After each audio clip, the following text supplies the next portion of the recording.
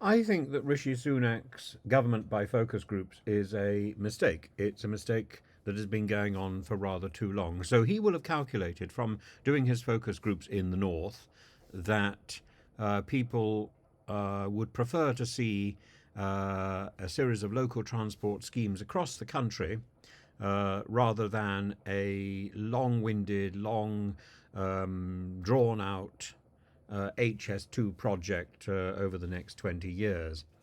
But I think the remnant of the HS2 catastrophe will linger for a long time. So you've got farmers who've got one field over here and another field that they can't get to even by car over there on the other side of the track. You've got people who've been uprooted from their homes and from their farms and uh, from their families because of these compulsory purchases, and that's not going to go away. The feeling of communities fractured because of some vanity project, despite everybody saying that this was a bad idea, the government chose to go ahead because of some sort of ideology. You can see it again. The same mindset is dominating Suella Braverman and the Home Office activists about the, quote, small boats, and Lee Anderson and his thuggish advisors as well. Does he have any advisors? I suspect he doesn't. He just puts his thumb on them. But, I find Lee Anderson quite charming in his funny way.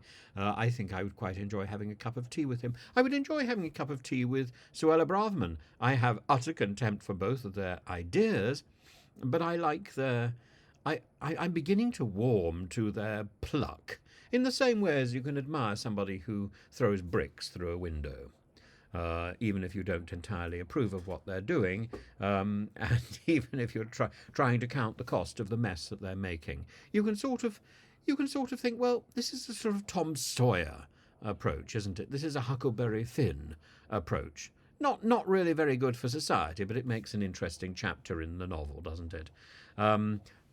MP, Prime Minister, crunch time has come, and I'm throwing you under the bus. That's what Rishi Sunak has done to the majority of people up north, but he's also done it to people down south. So he's managed to produce the worst of both worlds, while at the same time managing a piece of rhetoric which sounded almost uplifting.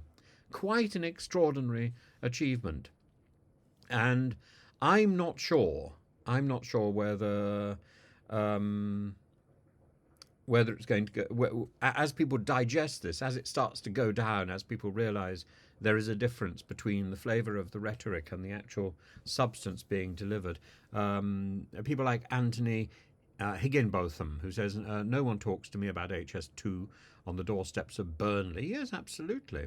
More money to deliver real transport projects that will actually deliver real change for people across Teesside and the north, says Tees Valley Mayor Ben Hutchin.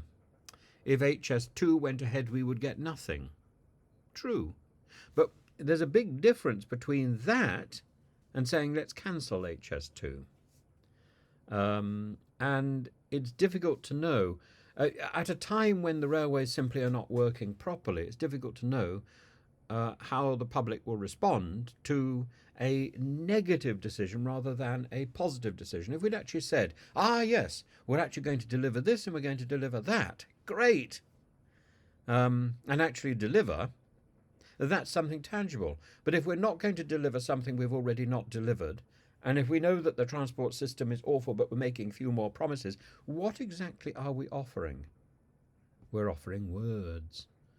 Words, words, words, as Hamlet said in response to Polonius. And words, words, words don't really cut it in the end. What you want is frequency, reliability, capacity, competence. Not quite a tricolon, but getting there. And we don't have that. And I don't think Rishi Sunak is offering that. What he's offering is words, words, words. And who is it now? There's a person called, there's so many people. Westward. Nothing works. They promise the earth, but my day-to-day life is expensive and rubbish. Yes, well, I agree with that. I agree with that. Expensive and rubbish, and no amount of words are going to make that any better, unless you burn the words. Oh, we're not allowed to burn fire anymore, are we?